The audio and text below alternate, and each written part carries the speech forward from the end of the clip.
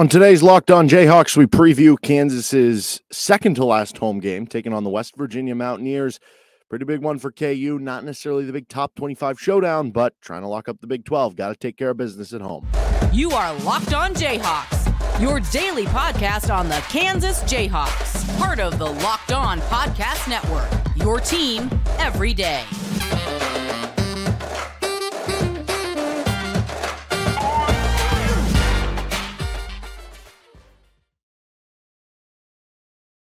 Thanks for making Locked On Jayhawks your first listen every day. We're free and available wherever you get any of your podcasts. You can also subscribe to us and find us on YouTube. You can also hear me on Rock Chalk Sports Talk Monday through Friday, 3 to 6 on KLWN in Lawrence. And on today's edition of the show, we're going to be previewing the Kansas-West Virginia matchup, one of KU's more comfortable wins in the first half of Big 12 play. West Virginia kind of clinging to NCAA tournament hopes, KU clinging to Big 12 title hopes. So a lot on the line in this one, even if there's not a number next to West Virginia's name coming into the Fieldhouse. First, this episode of Jayhawks is brought to you by FanDuel Sportsbook, the official sportsbook partner of Locked On. Make every moment more. Visit FanDuel.com/LockedOn to get started today. Kansas takes on West Virginia on Saturday. Starts at 3 o'clock. Pregame will start on KLWN and our sister station 105.9 KISS at 1:30 on the radio side of things. So top storylines headed into this matchup before we get into what happened in the first go-around, the West Virginia scouting report, and then matchups of the game. Top story number one, KU atop the Big 12 looking to secure a Big 12 title. They can't clinch the Big 12 title on Saturday, but they can just take care of business and continue to trend toward being in good shape. So as we discussed in yesterday's episode, the path for KU winning the Big 12 is a lot easier than the path for Texas. For Kansas, just win both your games at home versus West Virginia and Tech. Those are two of the bottom three teams in the Big 12. And then have Texas lose one of their next two on the road between at Baylor and at TCU. And then even if you lose the game in Austin, you still share the Big 12 at that point in time. Or if you just win out, you win it all by yourself, right? Which is even better. Or if you, I guess, lose one of your next two home games, but then beat Texas, then possibly you could still win it outright if they lose one of the next two. So what's interesting about this too, with the game tipping off at 3 o'clock Central Time, the Texas-Baylor game tips off at 1 o'clock Central Time. That means that you will have known what happens in that Texas-Baylor game before we get into the Kansas-West Virginia game. If Texas beats Baylor, it's going to be a bit of, oh man, now it's down to either Kansas is going to have to beat them or TCU is going to have to beat them. And now we got to take care of business for sure. Whereas if Baylor beats them, you still have to take care of business versus West Virginia. That doesn't change, but it's almost like this sends a bit of relief, but also like a gasp of excitement of what could possibly happen now as Kansas could get into the driver's seat into next week. So that'll certainly be interesting that it's right after that game that you can scoreboard watch first, and then you get into the KU West Virginia game. Kansas needing to take care of business in these next two home games with West Virginia and Texas Tech at the very least, and then you see where the chips kind of come out after that. Meanwhile, if you're Texas, you're scoreboard watching, you're rooting for West Virginia as this one is kind of the top of the Big 12, and even like Kansas State and Baylor, they're one shot for either of those schools at getting at least share of the conference. It involves chaos happening. Either one of those would have to win out, and then Kansas is going to have to lose one of these next two at the very least, and then lose at Texas. So it does have big Big 12 title reverberations, but if you win this one, then you really set yourself up well, assuming Texas could lose at Baylor also. Storyline number two, Bill Self versus Bob Huggins. This is always a fun storyline. These two guys are friendly off the court. Once they get on the court, they're both competitors and want to go at it and take down the other. But two legendary coaches, two guys who really get along, two guys who have a great relationship. And, you think back to some of the past matchups that have been had between these two coaches and these two schools, and there have been a lot of fun ones. Certainly Kansas has gotten the better of West Virginia overall because they keep winning at home. And even though West Virginia has mostly had the better of Kansas on their home court, I think they're just one game above 500 now on Bill Self there in Morgantown. But Kansas has at least earned some victories there, including earlier this season. And you think back to some of the great comebacks of games that we've had. You've had The one in Allen Fieldhouse that everyone remembers, 14, I think it was 64-50 with like 2 minutes to go. When you come back, Devontae Graham hits the shimmy shake three at the left wing, that kind of the highlight that sticks out for everyone. You have the comeback, I think it was a year or two before, where it was senior night for KU, and they were down maybe 8, 10, 12 points, like a minute or two to go, and they just kind of grinded back, got back into it, and ended up winning the game. You have the comeback that was in Morgantown in Devontae Graham's senior year, that they were able to overcome a big deficit. Those have all turned out well. I mean, for West Virginia, I'm sure they don't remember those as fondly. They probably remember more the games of, like, was it 2013-14 where Andrew Wiggins had like 40 whatever points, but West Virginia still won. They probably remember that well, pulling an upset. I think it was the next year that KU was like up one. West Virginia went down and hit like a layup or something to go up one, and then Kansas threw it down court to Perry Ellis, and he couldn't slow himself down in time, and he just missed kind of the open layup, and they won. Like, I'm sure those are the memories they remember, but there have been a lot of classics, a lot of really good games between these two teams. Now, this West Virginia team isn't as good as some of those other ones that appeared in those games that I was just mentioning, but it's always fun whenever these two get together, and you just hope that, because it feels like West Virginia is inching close. Like, it feels like eventually they're going to get a win in Allen Fieldhouse. They've been so close together. You just hope this isn't the one. Certainly with how good Kansas has been and how West Virginia hasn't been as good as some of those teams in the past, you wouldn't expect it to be this one, but you just hope this isn't the one that it does eventually happen. The last top storyline I have here is the meanings for the NCAA tournament for both these teams. From the Kansas perspective, you're looking at being a 1 seed right now. You're in contention for the number 1 overall seed. At the very least, you're in contention to maybe get the number 2 overall 1 seed, which that would be important because you need to at least jump Houston to get the Midwest. And then it's like, where is Kansas going to fall? Like, what does Kansas have to do to secure a 1 seed just in general? So those are all questions for KU, and this won't necessarily be their biggest win of the season. I think West Virginia right now would classify as a quad 1 win, but if you beat them by enough, then they might drop to quad 2, and then it gets all janky and everything. But for West Virginia, this game has huge NCAA tournament meanings as well. They're kind of a bubble team right now. You look at Bracket Matrix, most websites have them listed between a 10 to 11 seed. There are a few that maybe have them as a 12 or out of the tournament, but for the most part, the majority has them as a 10 to 11 seed. So they're in the tournament right now, but that's not a super comfortable spot. They go into Lawrence and they beat Kansas in Allen Fieldhouse. They're probably feeling a lot more secure about their standing in the NCAA tournament. Meanwhile, if they lose this game, it's not like a huge loss, but it's one less opportunity that they have, and they do need to kind of rack up the wins. So certainly big NCAA tournament meetings, meanings, even though it's kind of at different ends of the spectrum for these two teams. We're going to get on to what happened in the first matchup and our scouting report of West Virginia in just a second. But first, this episode on Jayhawks is brought to you by FanDuel Sportsbook.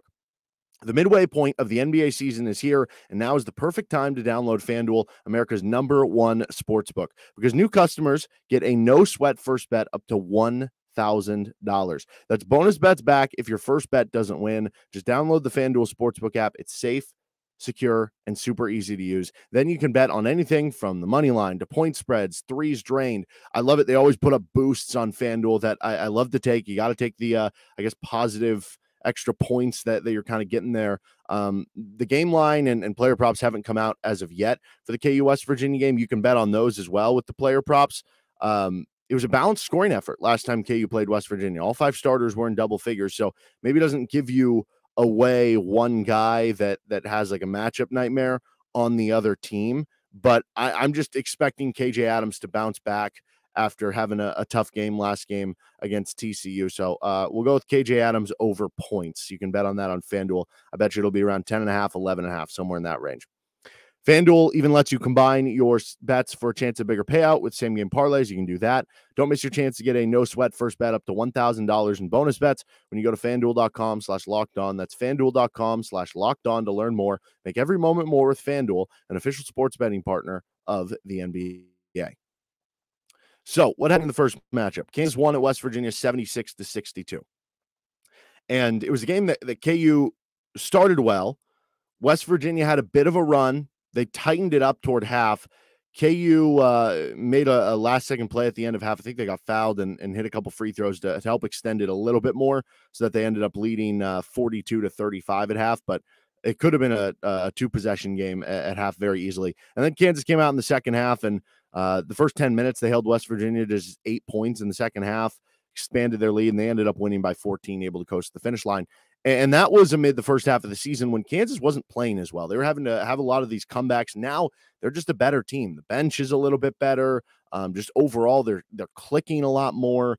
And so, you just kind of assume that, hey, this one's in Allen Fieldhouse, you're playing better now. You have no excuses that you shouldn't at least win this game, even if it's not by as many points as you did last time. As I said, all 5 starters ended up in double figures. Kevin McCullar had 12. He hit 2 threes. How about that? He also had 8 rebounds and 3 steals. Jalen Wilson had 14 rebounds. He also had 14 points. Maybe take the over on his rebounds in the game. DeJuan Harris had 11 points. He made 3 3-pointers for you. He also had 4 assists. KJ Adams had 14 points, 3 rebounds, and 2 blocks. Grady Dick had 16 points. He hit 4 3-pointers from the outside. And then you did get at least a little bench contributions. Bobby Pettiford had 5 points off the bench. You got only 2 from Joe. Zuby played 4 minutes. Zach played 3. So Ernest Uday, who didn't play in the first meeting, and that might have been around when he was getting his wisdom teeth out. I don't remember the timeline of that. But they'll have him this time that they didn't have last time. So that's another boost that you have this go around versus the last go around. As far as what went well for West Virginia, Trey Mitchell had 15 points. He played well against Kansas in one of the meetings last year when he was at Texas. And then he wasn't there for the return trip to Allen Fieldhouse, but he played well again this go around. Erik Stevenson was 0 of 5 from 3. I wouldn't expect that to happen again into this matchup. Overall, West Virginia was just 4 of 20 from 3. Kansas was 11 of 24. Kansas did not shoot well from 2, 13 of 33. West Virginia was a little better, but not great either. 16 of 37. That's 39 and 43% respectively. I would imagine West Virginia shoots better from 3 this game. I would imagine Kansas doesn't shoot as well, that 46% from 3 in this game, but Kansas has done a much better job defending 2s and getting easy 2s as the season has gone on. Kansas also was lights out at the free throw line. West Virginia was not. So a lot of these shooting numbers are maybe reasons why West Virginia could be closer, but again, Kansas is better overall. You're in Allen Fieldhouse, so you would hope that kind of negates that. Kansas was able to keep pace as the offensive rebound battle. They had 11. West Virginia, who's good at it, had 12. And the turnover numbers were not great for KU, but they weren't terrible either. They had 13 of them in the game. Now, as far as what West Virginia does well coming into this matchup, if we look at conference-only numbers headed into this one, offensively, West Virginia is 5th in the Big 12, so about middle of the pack. For Kansas defensively, they're 3rd. But West Virginia is last in the conference in effective field goal percentage. That's because they're the worst 2-point percentage team in the Big 12. Kansas, low-key, is number 1 in the Big 12 in 2-point defense, even despite not having, the classic 7-foot rim protector, although Ernest comes in, and I know he's 6'10", but his wingspan is insane. He does give you 10, 15 minutes of rim protection, but KJ is actually a really good rim protector in that way and coming over and kind of help defense. We know Kevin can get good blocks for you, so Kansas has been number 1 there. You would expect West Virginia to have a bad 2-point shooting game, which could spell issues for them. They're kind of middle of the pack in 3-point shooting. Kansas actually has the 9th best defense in the Big 12 in 3-point defense. So maybe that's a little bit of bad luck that will revert for Kansas, or I don't know, maybe that says something about what they've kind of been. But the thing that West Virginia does really well on the offensive end, they are the number 1 team in the conference in offensive rebound rate. And, when you're not a great shooting team, you almost have to do this to survive on the offensive side. But they're physical. They go after it. Kansas, low-key, again, number 2 in the Big 12 in defensive rebounding rate. So they've actually been good there. But this is another challenge taken on West Virginia, who just moved in front of Baylor in terms of that offensive rebound rate. And we saw that give Kansas troubles in the meeting in Waco. On the other end of the ball, West Virginia defense hasn't been great. They're 8th in Big 12 only play in defense. Kansas is 3rd in Big 12 only play on offense. Kansas has just been kind of good at everything, but not number 1 in anything, which is kind of funny. But West Virginia has the 7th ranked 2-point defense. So again, that bad 2-point shooting you had in the first game should be a lot better in this game for Kansas. West Virginia does not really force a ton of turnovers. They're 7th in the conference there. They're 10th in steal rate in conference only games. This isn't like a great defense. The one thing they do well, again, similar to the offense, is rebound. They're 3rd in the conference in defensive rebounding. So the way that I view this is if Kansas plays with a lot of energy and is really good on the glass on both ends. Doesn't necessarily mean you have to be better than West Virginia on the glass, because that's their identity. They do it well. But if you just, you make it as close to a net neutral as possible, you're going to be more than okay. The way West Virginia hangs in this game, pulls an upset or gets close to it, is that they have one of those games where they do have 17, 18 offensive rebounds, and you're just playing a little lazy out there going, we're playing a lesser opponent. This cannot be one of those games, because then they will punk you with their effort, athleticism, toughness, and strength inside. But if you take everything seriously, you rebound the way that we've seen them rebound in the games they've played well, Kansas is going to be more than okay in this game. Let's get on to our matchups of the game after a quick break on Locked On Jayhawks. All right, we're back for our matchups of the game between Kansas and West Virginia. So let's just start right back to the rebounding. West Virginia's offensive glass versus KU's defensive glass. We've seen Kansas be able to, hold their own in certain games. Then other games, they give up way too many offensive rebounds. Part of this, though, is also KU's offensive rebounding versus West Virginia's defensive rebounding. But, in some games, like the TCU game earlier this week, TCU had 14 offensive rebounds. That's probably more than you would like to give up. But fortunately for Kansas, they had 13 offensive rebounds. Now, obviously, with more shots missed, there's going to be more offensive rebounds, as was the case earlier this week. So if you go by offensive rebounding rate, it's a little bit less than maybe those numbers would indicate. But I think that you head into this game and you go, well, West Virginia is probably a better defensive rebounding team than TCU. If we give up 14 offensive rebounds, it's going to be harder for us to get 13 to kind of neutralize that number. Like maybe we only get 9, and those 5 extra possessions could be big for West Virginia. So just don't let things get out of hand. They're going to get their offensive rebounds, but keep it to a reasonable number. Get a good amount of your own, even though they're good rebounding on both ends. Just don't let that aspect of the game take over the game. They can win in both areas. Don't let it take over the game. Avoiding foul trouble is my next matchup here. That's been an issue for different Kansas players at times over the course of this season. For Jalen Wilson, he really avoided it all year long until the last 2 weeks. The Oklahoma State game and then the TCU game earlier this week were kind of the first two where that's been an issue for him. DeJuan Harris, it was early in the season, like the first half of the season, DeJuan was in foul trouble a lot. He's done a lot better job at getting out of that in Big 12 play. For Grady Dick, he was just in foul trouble in the first half against TCU. KJ has had foul trouble all season long, but that one makes a little more sense. He's an undersized center trying to play up against guys, right? So you're just going to kind of have to deal with the KJ and Ernest foul trouble. Like that's just part of being a center, I think, in what this team is doing. Kevin McCullar's had foul trouble throughout the year, fouling out against Kansas State, I think both times. So that'll be key, especially against a physical West Virginia team who is number 1 in the Big 12 in free throw rate, getting to the free throw line, essentially. They don't shoot them at a high percentage. They're 6th in the conference, but they're number 1 in getting to the free throw line, basically in the Big 12. So that means you're going to rack up some fouls. Key players for Kansas have to do a good job avoiding those fouls. And I think the add-on to this matchup is you need good bench contributions, because if that does happen, you need guys like Ernest Uday, Bobby Pettiford to come off the bench, play well, and give you good minutes in the case of anything happening like the TCU game. As far as individual matchups, I have 2 that really stick out to me. Kevin McCullar versus Erik Stevenson. So we don't totally know what KU's defense is going to be coming into this game. It had been switching 5, for the first mostly half of the Big 12 play, it was switching 4. Then the Baylor game came, and from then on, they were switching 5 a good amount in a lot of games. And then the second half of the Baylor game and the TCU game, they switched it up to, hey, we're just going to stick with DeJuan on one of their best players and Kevin on one of their best players, and then we might switch some of the other stuff, or we might just stick straight man-to-man on the other stuff. Does Kansas go back to switching 4? Do they go back to switching 5 in a game like this? Because part of that strategy is dependent on who you're playing, right? It makes sense against Baylor. They have these 3 electric guards, so you try to take 2 of them out of the game as opposed to letting them have Adam Flagler switch on to Jalen Wilson or KJ Adams, who are both solid defenders, average, above average defenders. But when you get them in that situation, it's not ideal, especially compared to DeJuan or Kevin McCullar. TCU, same thing. They have those 2 electric guards with Mike Miles and Damian Baugh.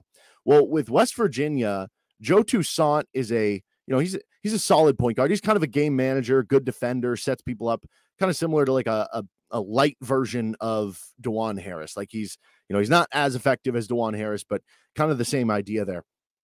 But they don't have that. Like their 2 big guys it's Trey Mitchell, who's their power forward, and he's like 6'9", so I don't think you're going to put Kevin on him. But even if he switches on him, you're fine, but you're probably not sticking with him on him. It's mostly Jalen on him, and then Erik Stevenson, who is a guard. So if you do get the stick on thing, maybe we do get Kevin McCullar on Erik Stevenson, because that's their best scorer. He's a really good shooter. You try to limit him from impacting the game at a high level.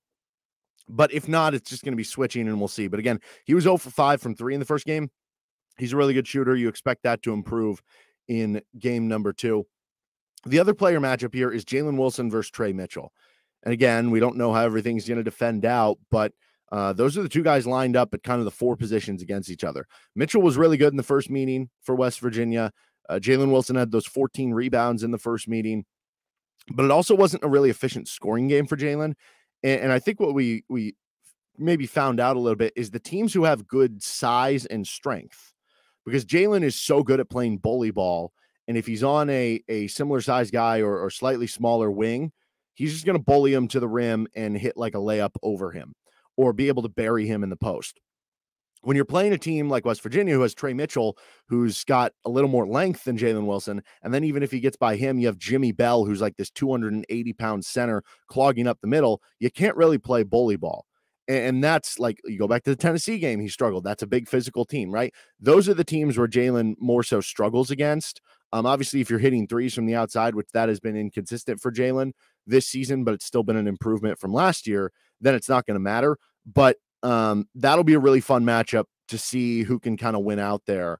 And if Jalen can have a better scoring game than he did against West Virginia and a better scoring game than he did against TCU, but certainly still impact things, because honestly, his biggest contribution could just be his defensive rebounding in a game like this, like it was over in Morgantown. That's going to do it for this episode of Locked On Jayhawks. We will be back on Monday to recap whatever happens between KU and West Virginia. You can reach out to me on Twitter at DJohnsonRadio. You can find us wherever you find any of your podcasts. Subscribe to us on YouTube. Give us a thumbs up. Give us a good rating if you're on anywhere you can get a podcast that is the case. And we'll see you next time on Locked On Jayhawks. Later.